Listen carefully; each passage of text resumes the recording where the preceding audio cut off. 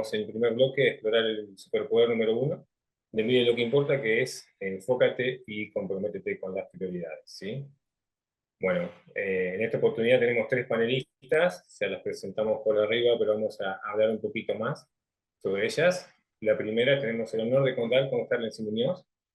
Ella es gerenta en Ceiba Lab, en Ceiba Software. Cuenta con 25 años de experiencia en tecnología, innovación y transformación digital. Es ingeniera en sistemas y diseñadora gráfica y se destaca por su capacidad para inspirar creatividad y liderazgo efectivo en equipos de trabajo. Bienvenida, Carlency. Bien, ahora avanzamos con Líneas Morales. Ella es agente de transformación con 15 años de experiencia en la gestión de proyectos en Latinoamérica, Europa, Canadá y Estados Unidos. Lilian tiene 8 años de experiencia en la implementación de agilidades en áreas de talento humano, tecnología, innovación y operaciones. Un placer saludarte, Lilian.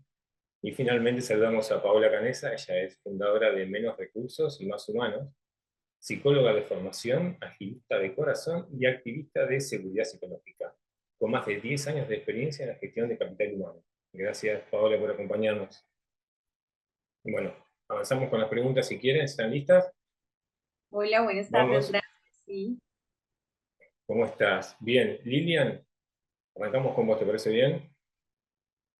Bueno, ¿nos podrías contar, Lilian, en un caso real de tu experiencia en que los OKR te hayan ayudado a priorizar y decir que no a otras iniciativas? ¿Y cómo lograste después que este comportamiento con el tiempo se establezca para toda una organización? Bueno, creo que tengo varios casos. Hay uno que fue bastante impactante porque es un banco que tenía en ejecución 48 proyectos estratégicos, pero pues sentían que no estaban alcanzando sus objetivos estratégicos, valga la redundancia.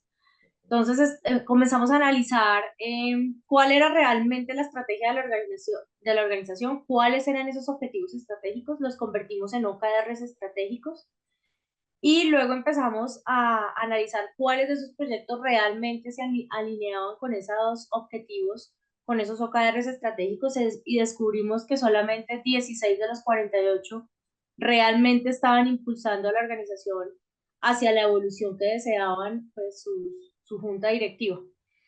Entonces, este fue un caso increíble porque hubo muchas renuncias que antes decían que era imposible, este proyecto es imposible cerrarlo, es imposible aplazarlo, pero una vez demostramos que poniendo foco en solo 16 de los 48 se iban a lograr los objetivos, pues hubo como un esfuerzo hacia ello y todos se unieron para poder enfocarse en esos proyectos estratégicos. El resultado al final del año, que efectivamente pudieron conseguir sus objetivos. Tremendo. Es fascinante ver eso, cómo influyen los OKR en la priorización y en la toma de decisiones. Sí, y cómo lograr permear este comportamiento a toda la organización. Una vez que las primeras capas de management son capaces de priorizar, de enfocarse y hacer renuncias, y cuando lo van a transmitir a otros niveles tácticos u operativos, y se hace entender que todos deben estar alineados e ir hacia unos objetivos, persiguiendo unos mismos objetivos, pues es duro para las personas, pero las personas comienzan a entender que tienen que renunciar a sus propios intereses para poder lograr los objetivos de la organización. Sí, súper importante. Perfecto, perfecto. Muchísimas gracias. Carlen, sí, ¿tenés audio Hola, ahí? buenas noches. ¿Cómo Sí, estás? claro. Buenas noches. Bien, ¿y Carlen, ustedes? sí. Sí, si seguimos con esta misma línea, ¿nos podés contar cuáles son para vos los 3 puntos claves que una organización debe habilitar antes y durante la adopción de OKR para mantener el enfoque y el compromiso con las prioridades? Claro que sí, Cristian. Antes, darle las gracias por la invitación y feliz de compartir panel con Lilian y Paola, dos mujeres que admiro muchísimo. Creo que ambas se los he dicho. Pao fue profe mía hace más o menos año y medio y hace poco coincidí en un espacio con Lilian y la amé y le escribí. Entonces, estoy muy feliz de estar acá con mujeres tan exitosas. Me siento muy orgullosa. Ya respondiendo a tu pregunta sobre qué puntos se deben habilitar antes y durante la adopción, considero tres bastante importantes. Uno es el establecimiento de prioridades, ¿cierto? Las organizaciones hoy tienen una estrategia, un norte hacia dónde van y con respecto a ese norte se establecen las prioridades. Esas prioridades deben ser claras, se deben poder medir, ¿cierto? Y se deben poder comunicar, que ahí entraría el segundo enfoque. Debemos poder tener una comunicación clara y transparente, que conozcan todos en la organización, para que cada uno sepa que eso que está haciendo hoy, esa acción, esa actividad o compromiso que es medible, obedece a la estrategia de la organización y el objetivo. Para eso, desde, digamos, las capas altas, llamémoslo así, o quienes mueven la organización y la estrategia, debemos ser lo suficientemente claros y contundentes en cuál es la prioridad o cuáles son las prioridades. Menos es más. No es llenarnos de objetivos, sino tener unos objetivos y unas metas claras a las cuales poder llegar.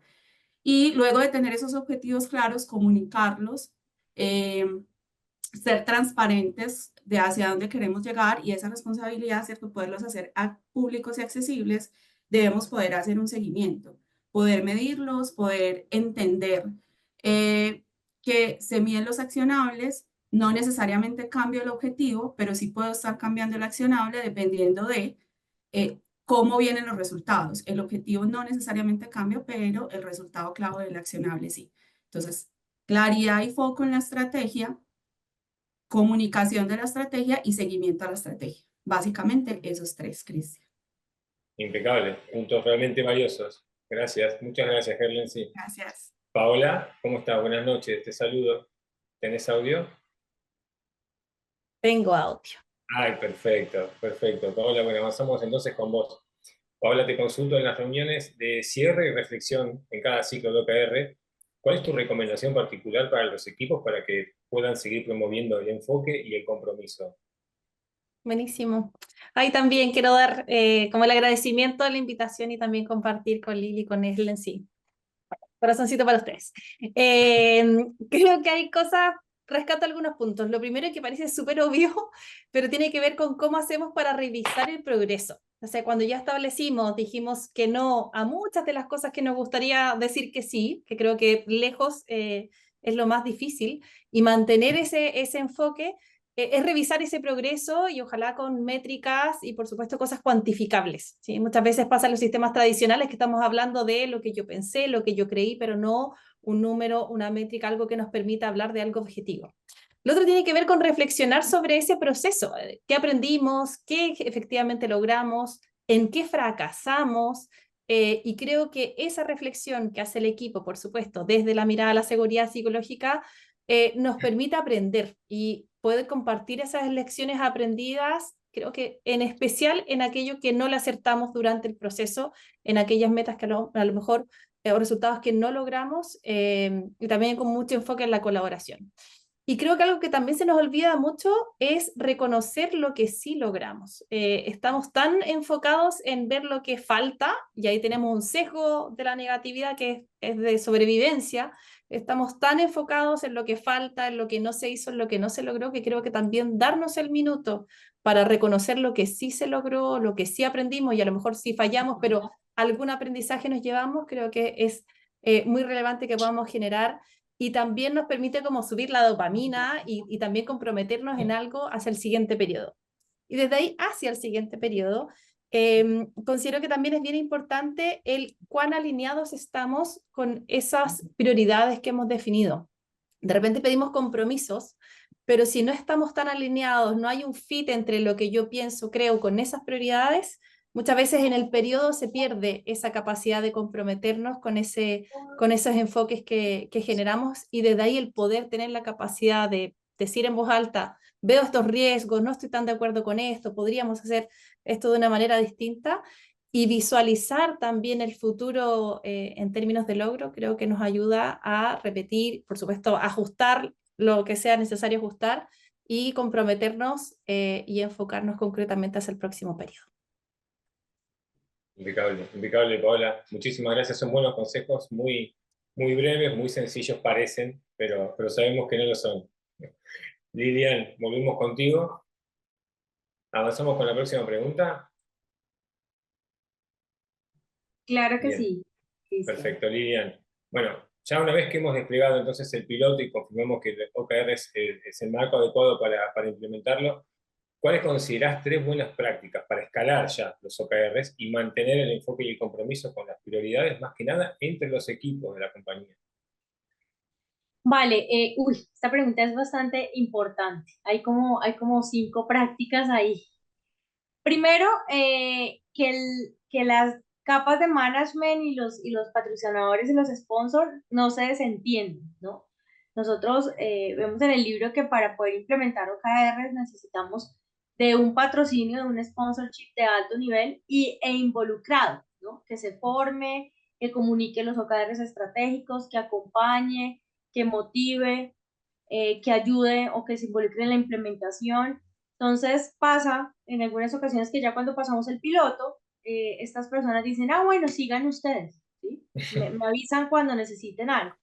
Entonces, esto es algo que no se puede permitir, ¿no? Tengo un cliente que no es tan grande, esa compañía tiene tan solo como 500 empleados, pero son los más juiciosos del mundo porque el dueño de la organización dijo, yo voy a seguir siendo incluso el OKR Master del equipo para que se garantice pues que esto no volvamos hacia atrás, ¿no? Entonces ese es el primero. El segundo, que no aceleremos el ritmo tanto.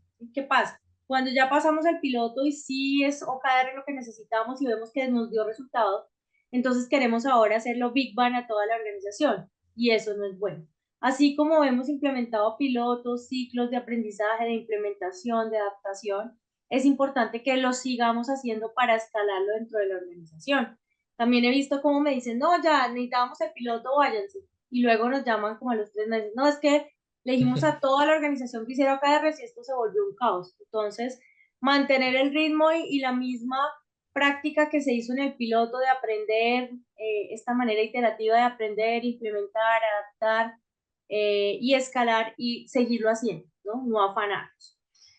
Otra práctica que siempre lo he dicho, no correr, voy a decir 4, no correr a comprar un software, una herramienta, ¿no?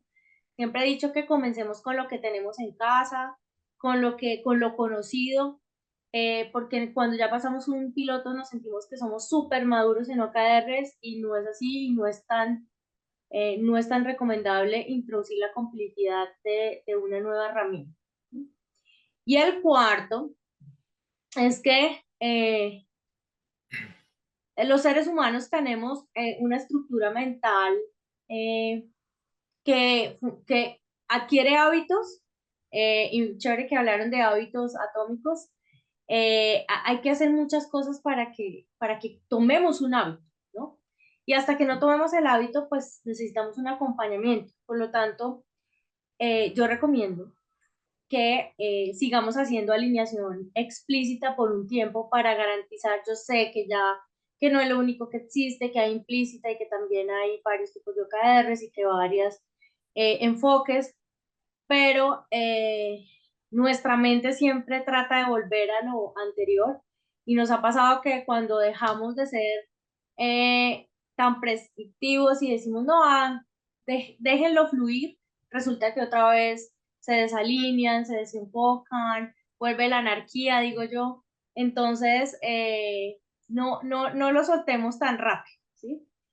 Vayamos soltando a los equipos que vemos que van madurando, que van entendiendo, que tienen un pensamiento sistémico, que van entendiendo la complejidad de cómo se mueve la organización, que van entendiendo la estrategia y que ya pueden alinear sus objetivos a esto, podemos irlo soltando. Pero no es como que ya hicimos un piloto, entonces ahora pongan los OKRs que quieran, no es tan así. Entonces, esos serían como los 4 puntos o prácticas que recomendaría. Sí, son excelentes prácticas, Lilian. Muchísimas gracias. Carlen, sí, retomamos. Claro que sí. Continuamos con vos. Perfecto, perfecto. Ya que hablamos en los rangos también, vamos a preguntarte cómo puede el C-Level fomentar nuevamente el enfoque y el compromiso, ¿sí? Con todas las prioridades durante la adopción, más que nada del macro OKR. Sí, digamos hay Cristian y pues sí, asistentes. Lilian lo mencionaba ahorita y es que desde los, digamos, directivos no se desentiendan de la práctica y la metodología de trabajo, ¿cierto? Porque es lo peor que puede pasar. Porque si se desentienden y entendiendo que los hacemos para poder seguir una estrategia y poder llevar a la organización donde la queremos llevar, pues si nos desentendemos, pues hasta ahí llegó la estrategia. Entonces, lo primero es que el liderazgo debe ser ejemplo. Se habla mucho cuando empezamos a hablar y a entender sobre liderazgo, hablamos de que el líder es el ejemplo, el líder es el ejemplo, y es cierto. Entonces, los líderes también deben poder saber definir y establecer OKRs y poder hacerle ese seguimiento a los OKRs y hacerlos públicos, porque digamos que una de las características principales, como lo hablábamos al principio, es la transparencia, la comunicación y la transparencia. Entonces, si no los hacemos públicos, pues tampoco vamos a poder lograr el empoderamiento de las personas, ¿cierto? No solo contarles cómo vamos con los resultados, cómo se está haciendo el ejercicio, cómo nos está yendo con las mediciones. Ahorita hablábamos también de números, ¿sí? De que debemos poder lograr cuantificar. Entonces tampoco logramos hacer a las personas parte de la construcción de estos OKRs y hacia dónde llevamos a la organización. Como ejemplo, para darles un ejemplo, nosotros en la organización trimestralmente le estamos contando a toda la organización cómo van nuestros objetivos. ¿Qué nos encontramos? Ahorita hablando de hábitos y hablando de a veces cómo pensamos las personas, nosotros seguimos recibiendo mucho feedback alrededor de, ay, venga, otra vez me vas a decir del objetivo, otra vez me vas a contar, otra vez no sé qué. La conversación debería ser más fluido y nosotros no cedemos como líderes, decimos no. Siempre el principio del espacio va a ser contar cómo va la organización en sus objetivos, en satisfacción de clientes, satisfacción de empleados, cómo vamos con diversificación de mercados, cómo vamos con, digamos, todos esos objetivos, pues realmente son 4. Tenemos 4 objetivos organizacionales y esos objetivos organizacionales tienen unas acciones. Ahora, frente a las acciones o con respecto a las acciones, suben los responsables de las acciones, donde de manera horizontal participan los equipos. Entonces hacemos que sean parte de, y eso hace pues que tengan más empoderamiento y sentido de pertenencia. Y también hay ciertos accionables que cuando ya no funcionan los bajamos rápidamente de la mesa. Entonces, como líderes debemos ser ejemplo, debemos ser transparentes y debemos lograr empoderar a las personas para que hagan parte de toda la construcción. Básicamente. Es que Impecable, básicamente, muchísimo. pues entre comillas. Sí, básicamente. Después en la Básicamente, práctica pasan simplecito. cosas. Claro que Simplecito. sí. Muchas gracias, Helen. Sí. Paola, vamos Ok. cerrando esta ronda, si querés, de preguntas. Y la pregunta Sí, para claro. vos, la última, es ¿cómo puede la seguridad psicológica ayudar a fortalecer este valor en los equipos? Súper, sigo con la simpleza, que a veces es mucho más sencillo de decirlo que el llevarlo a cabo. Quiero partir así, frase rápida de qué es la seguridad psicológica, por si hay alguien que todavía no sepa lo que es la creencia que tenemos de, una creencia compartida del equipo, que podemos decir en voz alta lo que sentimos, pensamos, y eso tiene que ver con hablar de las cosas difíciles, el pedir ayuda, el reconocer un error. Si pensamos en la base de la transparencia, desde lo que nos invita el OKR, sin seguridad psicológica es muy complejo el poder definirlos, el poder hacer un seguimiento, el poder ajustarlos, es decir, el poder decir en voz alta y expresar en conjunto, tanto en la definición como en el seguimiento, si no tenemos ese ambiente seguro, es complejo, porque imagínate en la mitad del camino, viene mi manager, tenemos definido nuestras prioridades y me dice, necesito que hagas esto. Si yo no tengo esa capacidad para poner ese límite o para decir, ok, pero ¿cómo priorizamos? ¿Cómo va esto? ¿Hay que ajustar algo? Finalmente me tomo al principio la historia que contaba Made, terminamos enfermándonos, terminamos sobrecargándonos, terminamos batiendo en miles de focos distintos que no nos permite avanzar hacia lo que nos hemos comprometido. Entonces, creo que lo primero es la generación de este ambiente propicio para decir en voz alta lo que yo pienso, nos va a asegurar ese compromiso con esa priorización que hemos definido. Lo otro tiene que ver con cómo generamos esa cultura del aprendizaje, porque al final tenemos ciclos cortos que nos permitan, bueno, provee en el escenario experimenté qué aprendí y cómo permito con eso mismo poder ir ajustando. Ese aprendizaje y ese reconocimiento de lo que fallamos, lo que no estuvo bien, lo que tenemos que mejorar, parte de una base de la vulnerabilidad. Si no me puedo conectar con esa vulnerabilidad, es bien complejo el poder decir cómo hacemos diferente. Si no tengo esa capacidad de reconocer ese error y lo escondo, bueno, ¿cómo mejoro? Entonces, también nos genera desde el aprendizaje la innovación.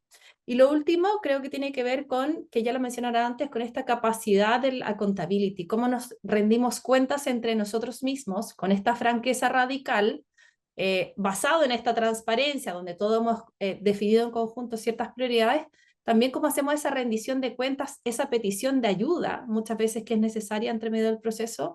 Es complejo hacerla si no tenemos esa capacidad de expresar, por supuesto de una manera responsable y respetuosa, lo que pensamos, lo que sentimos y también lo que soñamos hacia el futuro. Perfecto, perfecto. Bueno, chicos, muchísimas gracias. Vamos cerrando de esta manera el primer bloque.